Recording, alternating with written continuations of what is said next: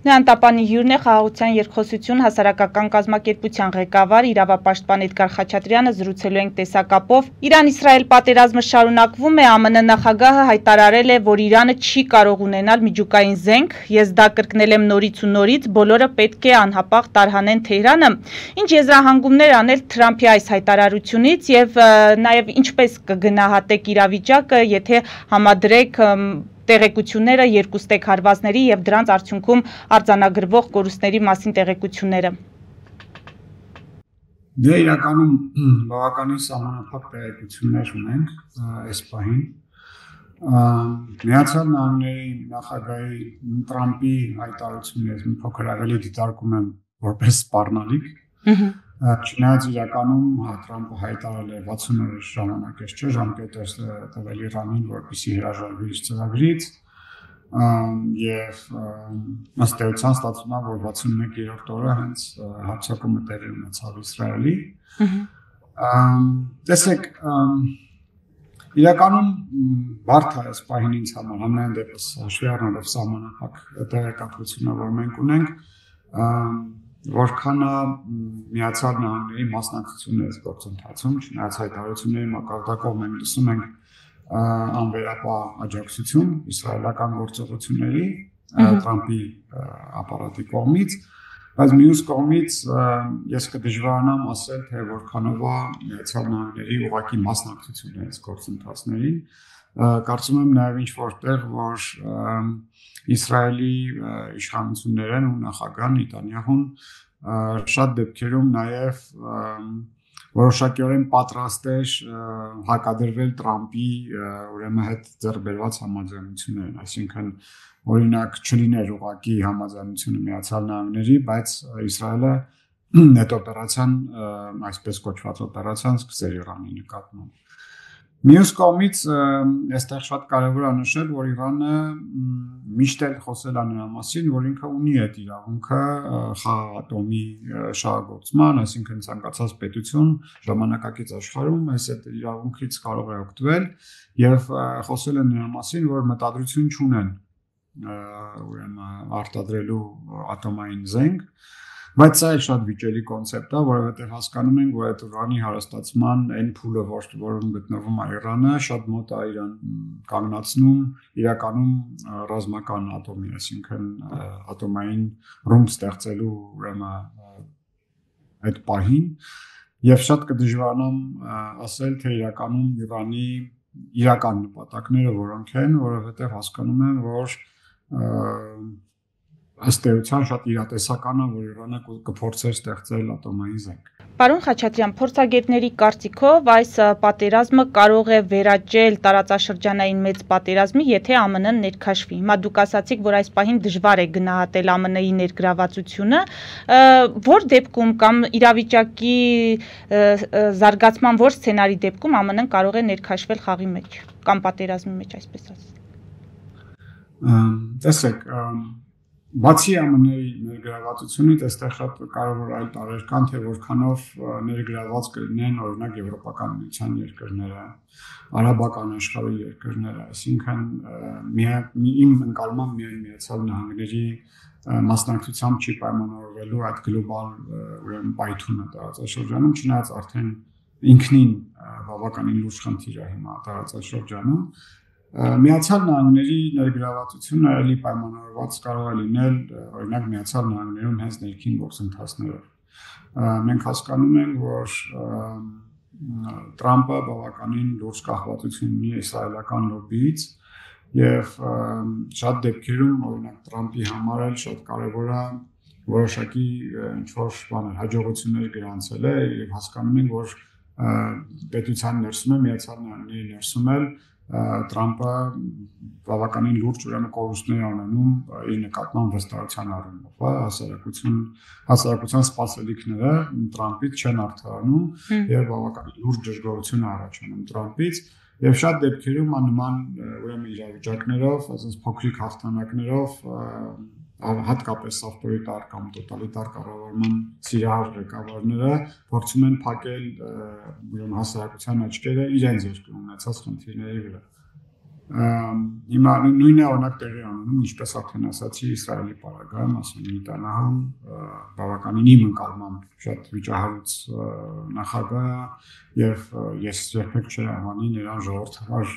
ուրեմն նախագահ կամ ժողովրդավար ղեկավար եւ հասկանում եմ, որ նման պարագայում պետք է հաշվի առնենք, թե ինչ ներքին եւ արտաքին գործոններ կարող են ազդել այդ գործընթացների վրա։ Մյուս կողմից էլի շատ կարեւոր է հասկանալ, թե օրինակ արևմտյան այլ երկրներ, Միացյալ Թագավորությունը, Ֆրանսիան ինչ ներգրավվածություն կամ ինչ մասնակցություն կունենան այս գործընթացի վրա, որքանով հասկանում եմ այս յոթնակի հանդիպման ժամանակ որոշակի ըմբռնումներ ա եղել եւ ընկալումների տարբերություն ա եղել լուրջ Եվրոպական միության անդամ հանդիսացող պետությունների եւ Կանադայի նաեւ իշխանությունների եւ Տրամպի միջեւ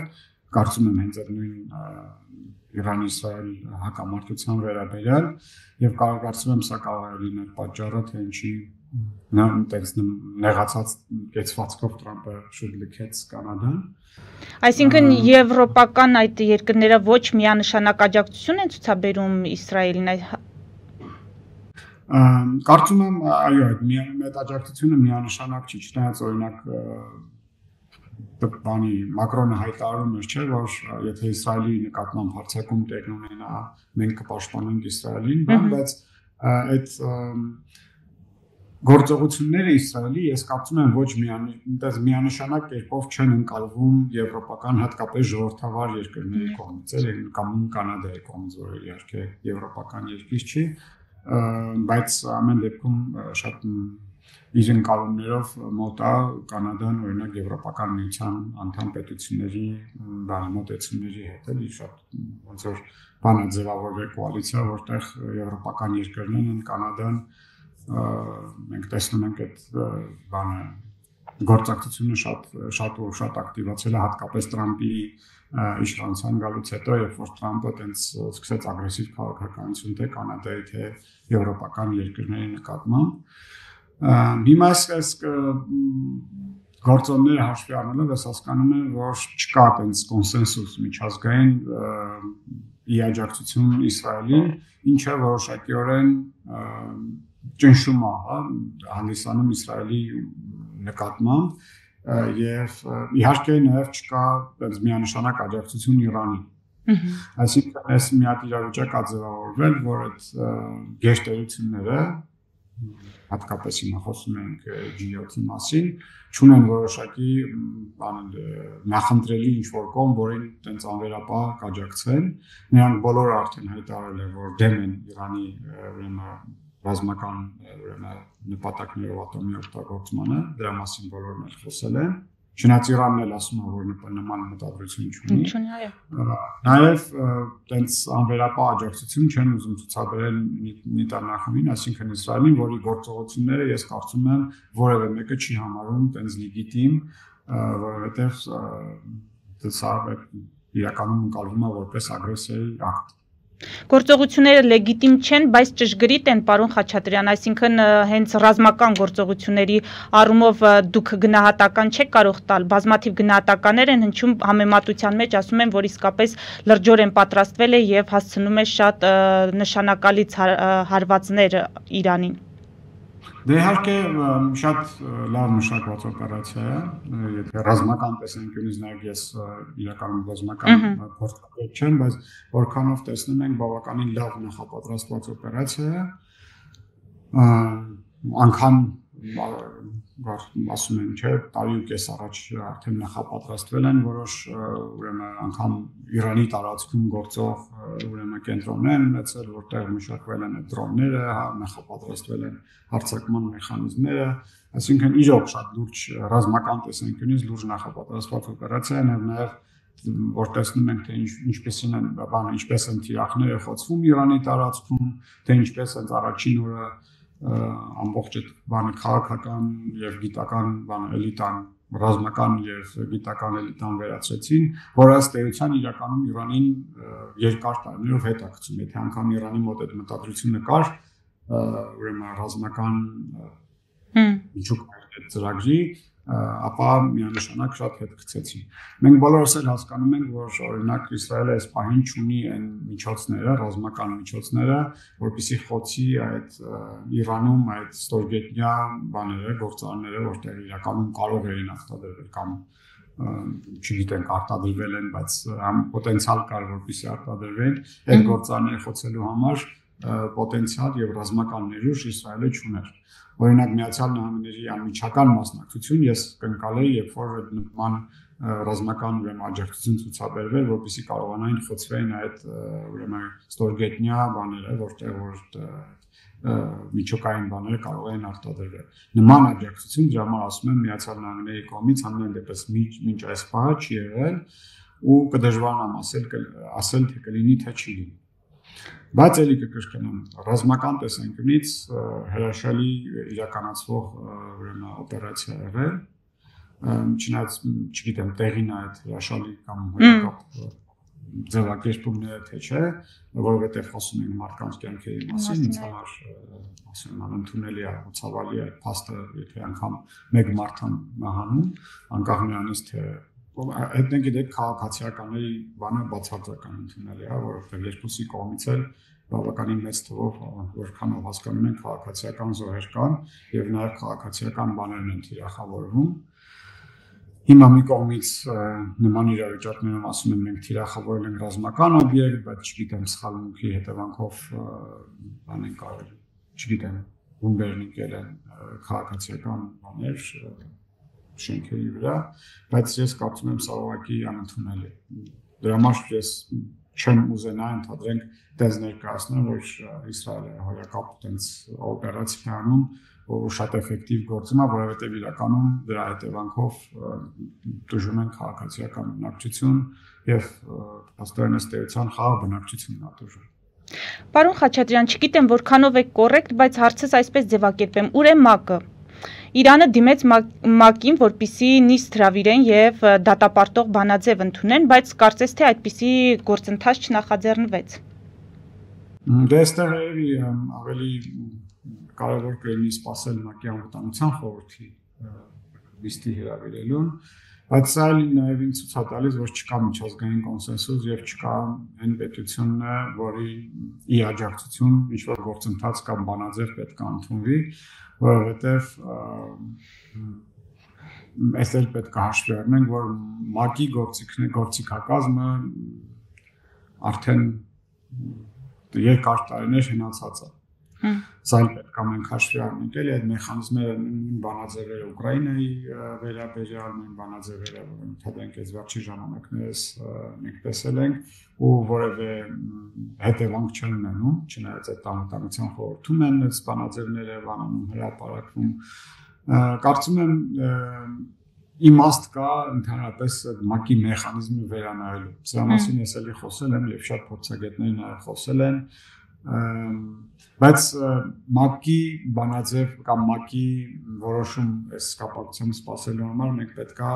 գան մի հատ կետի, երբ որ լինի գոնե միջազգային կոնսենսուս, հա, կամ լինեն ընդհանրենք մշակված մոտեցումներ, թե ինչ մոտեցումներ բանը կարելի է առաջարկել։ Այս պայմանությամբ կարծում եմ այդ մոտեցումները չեն հստակեցվել եւ էլի վերադառնալով այդ G7-ի վերջին մի քանի ժամ առաջ ըստ էության կայացած հանդիպմանը գալիս ենք այն եզրակացության, որ այդ խոսակցությունը բավականին բարդ է գնում։ Անգամ այդ 7 երկրների ղեկավարների միջև այդ խոսակցությունը շատ բարդ է գնացել։ Չգիտեմ, անգամ չեմ էլ պատկերացնում, թե երբ կարելի է սպասել այդ ՄԱԿ-ի կողմից իրականում ինչ-որ առաջարկի կամ բանաձևի եսողության։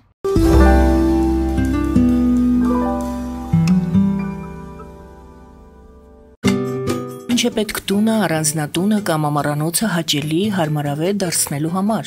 Ճիշտ ընտրած կահույք, օրիգինալ դեկորներ, հյուրերին ընդունելուց գեղեցիկ սպասք, գուցե նոր սփռոց։ 60-ից ավելի ճանաչված եվրոպական բրենդների ինքնատիպ, չկրկնվող եւ մատչելի ընտրանին Fortuna Home and Country House խանութ սրահում։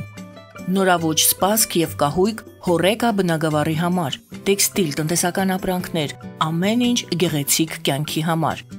Ընտրեք այն, ինչ վաղուց փնտրում էիք Fortuna Home and Country House-ում, ձեզ համար եւ որպես նվեր ձեր մտերիմների համար։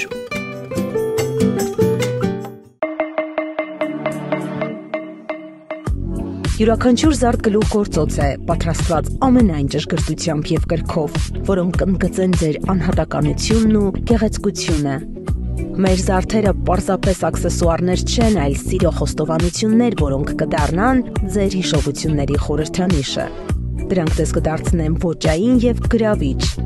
Ձեր պատմությունը սպասում է։ Ֆելիչե ժամանակակից ատամնաբուժական կլինիկա։ Այստեղ հարմարավետությունն ու խնամքն առաջնային են։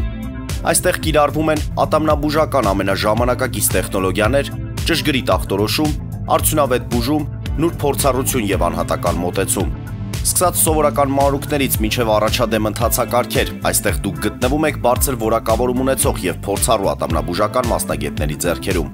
Մեր բարեկամական եւ հյուրընկալ անձնակազմն այստեղ է յուրաքանչյուր այցը հաճելի դարձնելու համար։ Ֆելիչե, ձեր առողջ եւ ամենաերջանիկ շպիտը սկսվում է այստեղից։ Եկեք եւ բացահայտեք նորարարության փորձագիտության եւ կարեկցանքի կատարյալ համադրությունը։ Երևան շիփինգ, սենսացիա ստեղ, հա։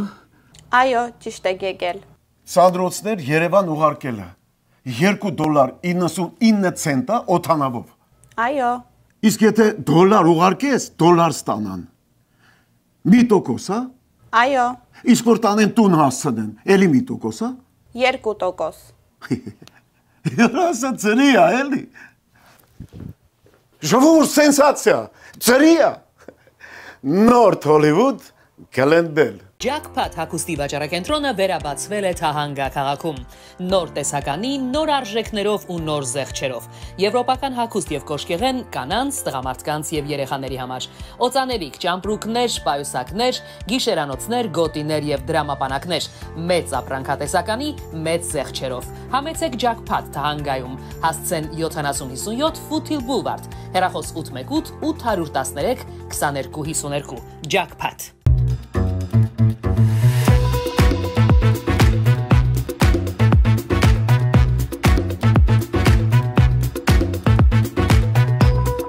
Արարատ ռեստորան, ընտանեկան եւ ընկերական ժամանցի լավագույն հասցե, սիրված արտիստներ, հյուրընկալ մթնոլորտ, հարուստ ճաշացան, անմահական խորտիկներ, Արարատ ռեստորան, հասցեն անփոփոխ, սիրով սպասում ենք ձեզ։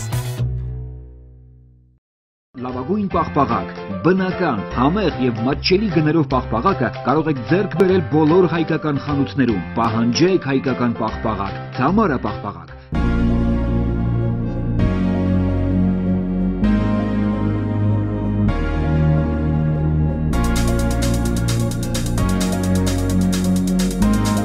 Տպագրեք ձեր գիրքը Նոյան տապան տպագրատանը, ինչպես նաև թերթեր, ամսագրեր, բուկլետներ եւ այլն։ Հասցեն քաղաք Երևան, Իսահակյան 28 առաջին հարկ։ Հեռախոս Հայաստանից +374 55 50 90 52, ԱՄՆ-ից 818 967 567։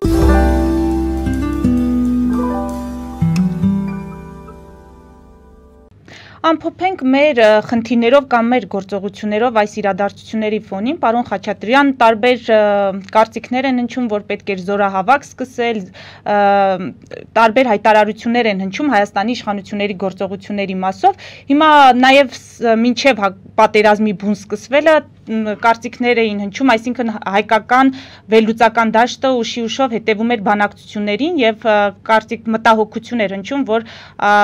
ռազմական բախման դեպքում Ալիևը կարող է օգտվել իրավիճակից։ Դուք այդպիսի վտանգ տեսնում եք թե ոչ եւ Հայաստանի իշխանությունները արդյոք իրավիճակին համապատասխան են գործում այս պահին։ Եվ ամենակարևոր հարցն է մեր խոսակցության ինչի որովհետև մեզ ավելի հոգեարազատ է, ով մեր մաշկին անմիջական վերաբերվում։ Տեսեք, այս իրավիճակը, որին մենք հիմա ականատես ենք լինում, իրականում սպասելի է եւ բազմաթիվ փորձագետներ, այդ թվում նաեւ ես խոսել ենք սրա մասին, որ նման զարգացումը շատ հավանական է։ Էլի մենք շատ դժվար ենք պատկերացրել, թե Միացյալ Նահանգները ինչ ներգրավվածություն կունենա կամ ինչ ներգրավվածություն կունենան այս իրավիճակում, չգիտեմ, արևմտյան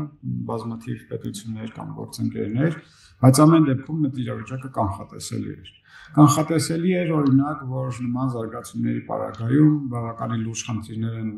ծագելու Հայաստանի Հանրապետության համար օրինակ նույն սահմանների տեսանկյունից, որովհետև մեզ համար բաց սահմաններից մեկը հայ-իրանյան սահմանն էր, եւ հիմա այդ սահմանը ըստ էության չի գործում, եւ նույն օրինակ Հնդկաստանից զենք ներկրելու տեսանկյունից բավականին լուրջ խնդիրներ են ունենում։ Այսինքն մենք պետք է ունենենք ծրագիր, ռազմավարություն, թե նման զարգացումների պարագայում ոնց է Հայաստանը օրինակ իր անվտանգության այդ բանը ապահովելու։ Ոնց է իր տնտեսական անվտանգությունը ապահովելու, որովհետև մենք ունենք բավականին լուրջ արտադրի մակարդակ Իրանի հետ, կամ Իրանի միջոցով արաբական աշխարհին դուրս գալիս, հա, եւ այս ուրեմն հնարավորությունը ըստ էության հիմա սահմանափակված է լրջորեն։ Նույն մյուս կողմից էլ Վրաստանի սահմաններ,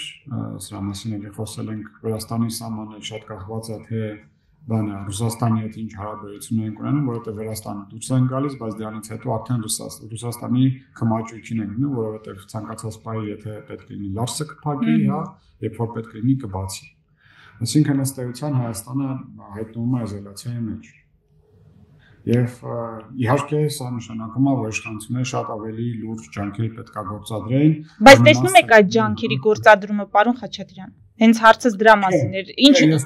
Ես չէի գնահատի ուրեմն իշխանությունների գործողությունները սովորությամբ adekvat, հա, այդ մարտահրավերներին adekvat, կամ որ այդ գործողությունները լրիվ ուրեմն հասցեագրել են այդ բոլոր սպառնալիքները, որոնք Հայաստանի առջև ուրեմն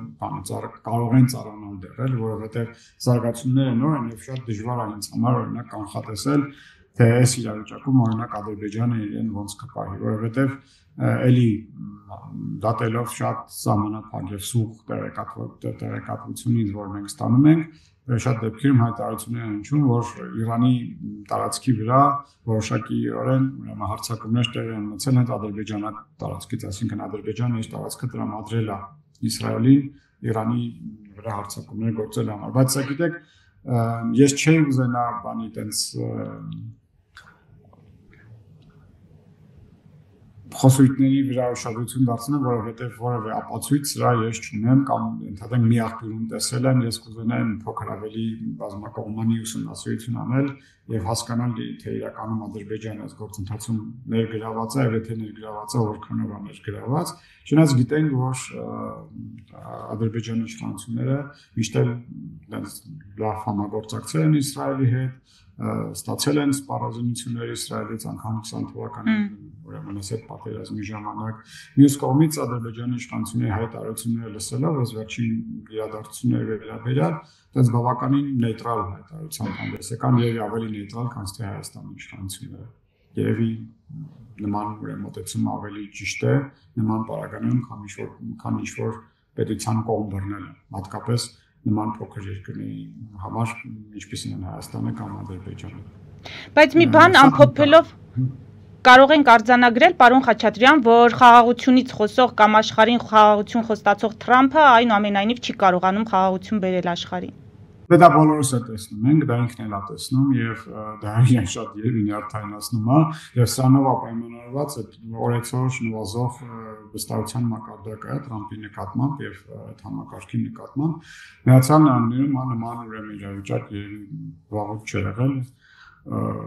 Ես չեմ հիշում ամենայն դեպս, սա երբ որ իր ծննդանօրը մարդը բանա կազմակերպում, շքերթ է կազմակերպում, նույն օրը սենատորներ են սպանվում, քաոս է Միացյալ Նահանգներում, իմ նկատմամբ քաոս է, կամ այդ մարդկանց բողոքի ցույցերը,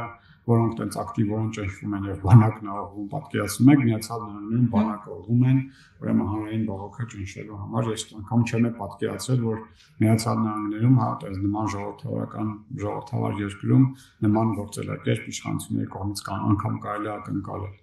Սա միանշանակ է, որ Թրամփի վարչակազմը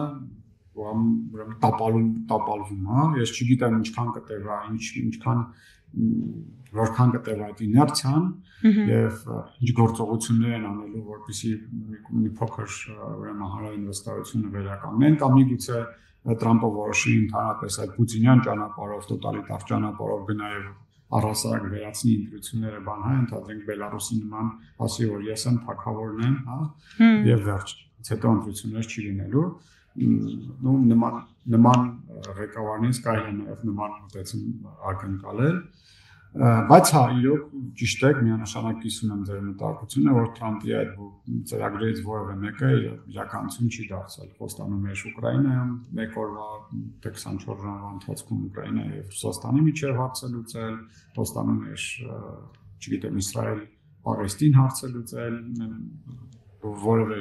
մի բանում ինքը հաջողության չի հասել։ Շատ դժվար իրականում ասում եմ անկանխատեսելիության մակարդակը այնքան է մեծացել, որ խուսափում եմ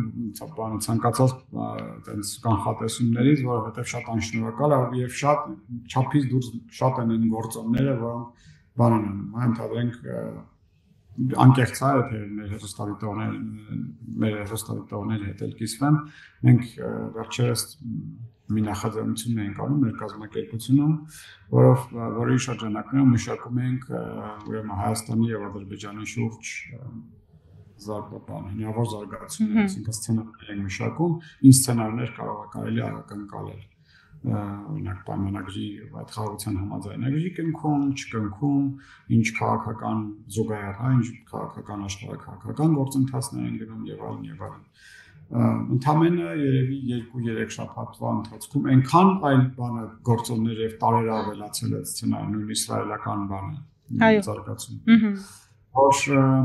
շատ դեպքերում ընդամենը 1 օր անցնում եւ այդ քո վերլուծությունը դառնում է բանը, անգլերեն ասած outdated, հա, ոնց որ հնանում է։ Կամ պետք է նոր տարեր բան անես, հաշվի առնես, որոնք լրիվ փոխում են դինամիկան, այն զարգացումները, որ դու կանխատեսում ես, դրա դինամիկան լրիվ փոխում է։ Հիմա տեսեք, այն ժամանակ խոսում էինք ռուս-ուկրաինական կոնֆլիկտի մասին, Ռուսաստանի դերի մասին տարածաշրջանում, այսօր ըստ էության այս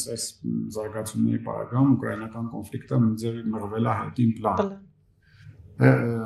Համաշխարհային էլի բանում, չէ՞ օրակարգում։ Հիմա բոլորը խոսում են իսրայելական կոնֆլիկտ, բայց այն կոնֆլիկտը կա։ Այն կոնֆլիկտը կա եւ մենք տեսնում ենք օրինակ շատ դեպքերում Միացյալ Նահանգները օրինակ իրենց բանոր քմաճույքով որոշում են, որ այն զենքը, որը պետք է Ուկրաինա ուղարկվեր, չգիտեմ ինչի իրանք որոշում են, որ դա պետք է գնա այլ տեղ եւ օգտագործվի այլ գործընկերների կողմից։ Հասկանում եք, չէ՞ ինչ բան է։ Դժվար է կանխատեսել, դժվար է ինձ համար համենայն դեպս կանխատեսել, որ նման գործողություններ կարող են անել Միացյալ Նահանգների իշխանությունները։ Եվ տենց ուրեմն վիճակում թողել ուկրաինացի մեր գործընկերները։ Սա է պատճառը, որ շատ զգուշորեն եմ էլի փորձում բանը հասկանալի է։ Տարերն էլ բանան հաշվի առնել։ Միգուցե բանի մեր հանդիսատեսի մեզ հետևողների մոտ տպավորություն ստեղծվի, որ ոչ մի բանի վրա տենց կոնկրետություն չկա, որովհետև ցավոք սրտի ես այդ կոնկրետությունը չունեմ, հա փորձում եմ անկեղծ ուղղակի իմ մտքերով, իմ վերլուծություններով կիսվել թե ձեզ հետ, թե դիտողների հետ։ Շատ շնորհակալ եմ, պարոն Խաչատրյան, մեր դիտողներին հիշեցնեմ, որ զրուցում էի Խաղաղության երկխոսություն հասարակական կազմակերպության ղեկավար իրավապաշտպան Էդգար Խաչատրյանի հետ, մեր ուղիղ եթերները կարող եք դիտել Patreon-ում, նաև այդ հարթակում աջակցել մեզ էկրանին երևացող QR կոդով։